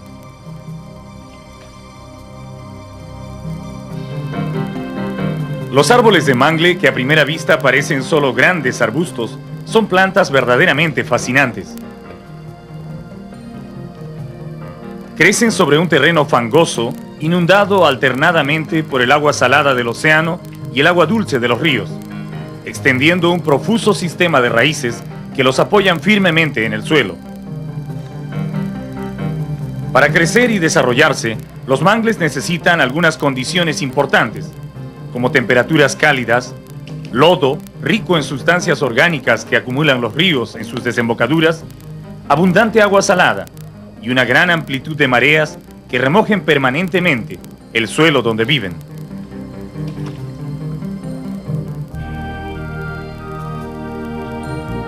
En el santuario de Tumbes se encuentran hasta 5 especies de mangles, pero el más común es este, al que los botánicos denominan Rhizophyra mangle o mangle rojo, por el color rosáceo de sus tallos.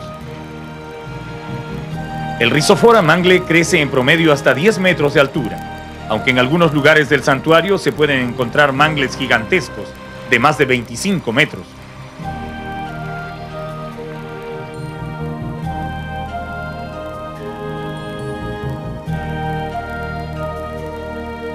Una característica típica del mangle Rhizophora son sus grandes raíces, en forma de zancos arqueados que crecen en el tronco y también en las ramas de la planta.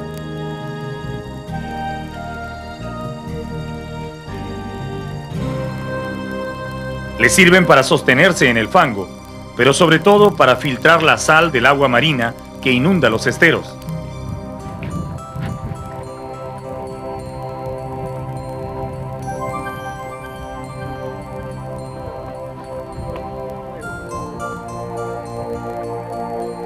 Al navegar por el santuario, uno puede acercarse a los mangles rojos y descubrir que sus raíces no están fijas en el suelo, sino apoyadas en él, cumpliendo su función de filtro y soporte.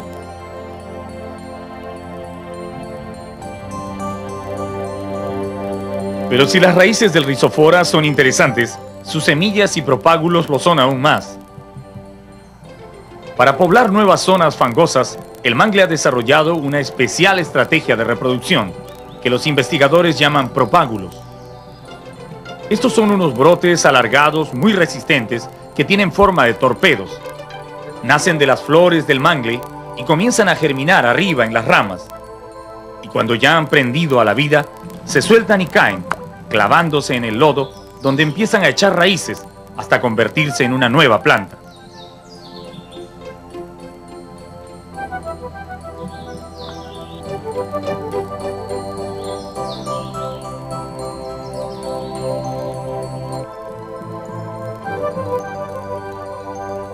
El mangle negro o Avicennia es otro experto en sobrevivir en agua salada. No es tan abundante como su vecino el mangle Rhizophora, pero tiene un método muy ingenioso para librarse de la sal que satura su hábitat.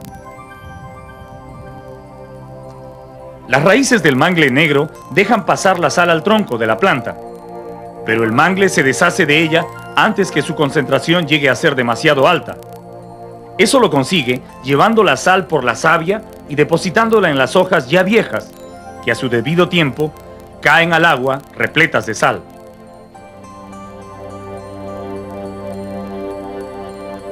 Aparte de esto, el mangle negro ha desarrollado unas raíces muy curiosas, que tienen ramificaciones que salen del suelo a captar oxígeno. Se llaman neumatóforos y parecen cientos de lápices emergiendo del barro donde están enterradas las raíces principales.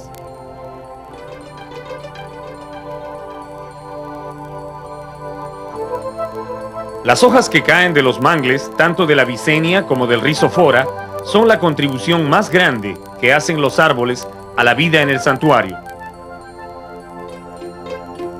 Toneladas de hojas caen diariamente en los esteros y se descomponen en el agua, donde son devoradas por hongos y microorganismos que transforman el tejido vegetal en protoplasma microbiano.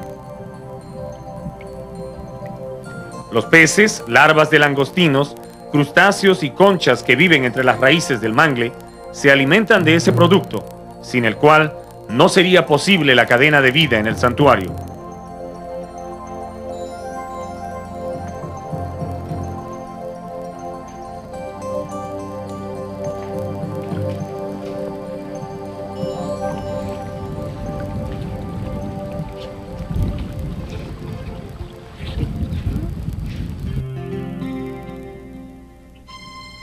El mangle es una planta en permanente desarrollo, que coloniza primero las riberas y luego se lanza a ganar más terrenos en el mar.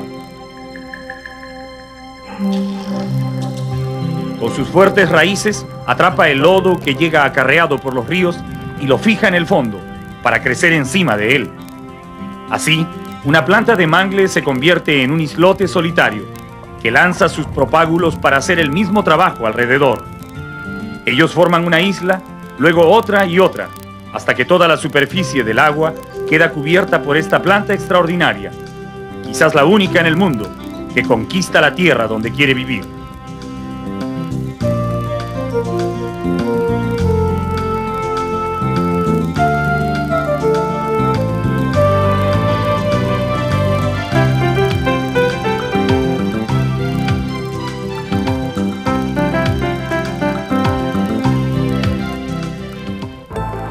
En los límites del santuario, cerca a Puerto Pizarro, hay una isla grande totalmente cubierta por el mangle que se conoce como la Isla de los Pájaros. En ese lugar retirado, a donde solo se puede llegar navegando por los esteros, se refugian miles y miles de aves que efectivamente se han apropiado de la isla, convirtiéndola en su lugar favorito de descanso y anidamiento. Las fragatas son las más numerosas. Si uno se acerca lentamente, sin hacer movimientos bruscos y sin alzar la voz, se puede disfrutar de varias horas de tranquila observación de estas hermosas aves que tienen un singular estilo de enamoramiento. El ave fragata o tijereta, como le dicen en el norte, es una especie de amplia distribución en el mundo. Se le encuentra principalmente en las Islas Galápagos, en el Caribe, en las costas del Pacífico y el oeste de África.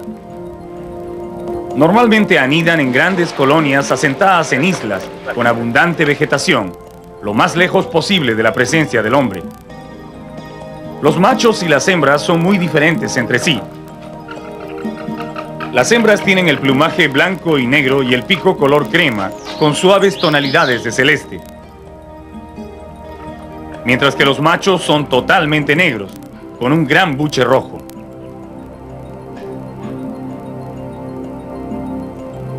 Las fragatas son un poco más grandes que las gaviotas y con las alas desplegadas llegan a medir hasta 80 centímetros.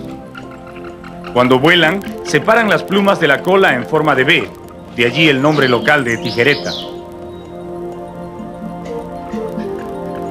Cuando llega la época del apareamiento, los machos comienzan una curiosa exhibición que tiene como único objetivo atraer la atención de las hembras que los rodean. A falta de colores brillantes o plumas especiales, la naturaleza le ha dado al ave fragata una gran bolsa roja en el cuello, que infla como un globo para conquistar a su pareja.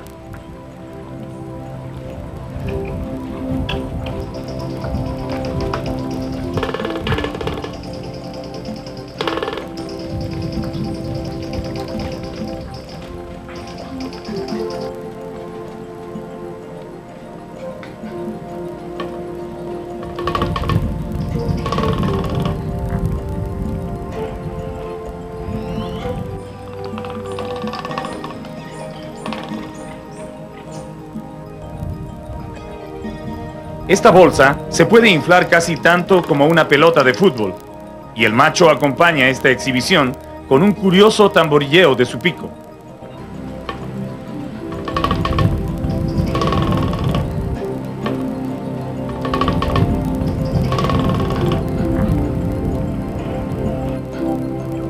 Las hembras que lo rodean parecen no prestar mucha atención al ruidoso galán, pero realmente están muy atentas a todo lo que hace. El display solo termina cuando una hembra se para a su costado y acepta formar un nido con él. Entonces los papeles se cambian, porque cuando viene el momento de empollar los huevos, el ostentoso macho es el que se tiene que quedar en el nido cuidando, mientras la hembra sale a buscar comida. Otra característica del ave fragata que muy pocas personas conocen, porque casi siempre las ven volando, es el reducido tamaño de sus patas. Son tan cortas que casi no pueden caminar en el suelo. Las fragatas solo se sienten cómodas volando o paradas en las ramas de los mangles, donde pueden sostenerse con sus pequeños dedos. Sin embargo, su extraordinaria habilidad para el vuelo compensa largamente esta limitación.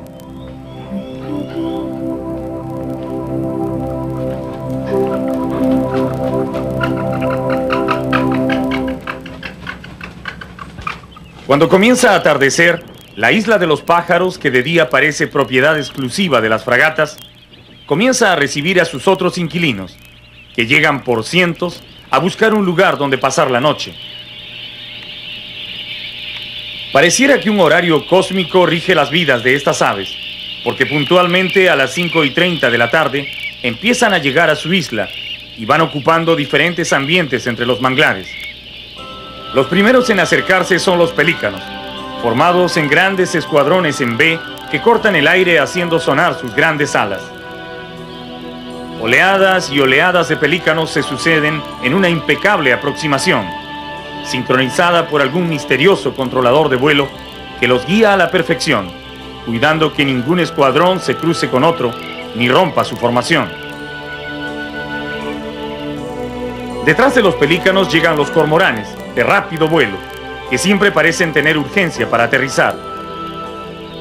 Finalmente, volando en un nivel inferior y con menos orden, arriban las garzas e ibis, en grandes bandadas blancas que se acomodan como pueden en los mangles de la orilla.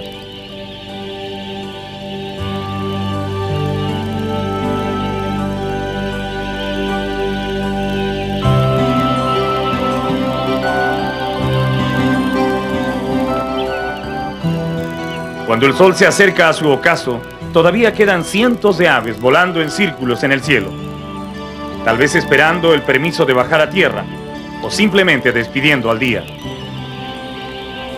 Al contemplar este bellísimo espectáculo de la naturaleza, uno piensa que bien valdría la pena que alguna vez el gobierno promulgue una ley otorgando por derecho de ocupación, de una vez y para siempre, la propiedad total de la isla a estos pájaros, para que nunca ningún hombre pueda despojarlos de este hábitat que la naturaleza les concedió en el planeta.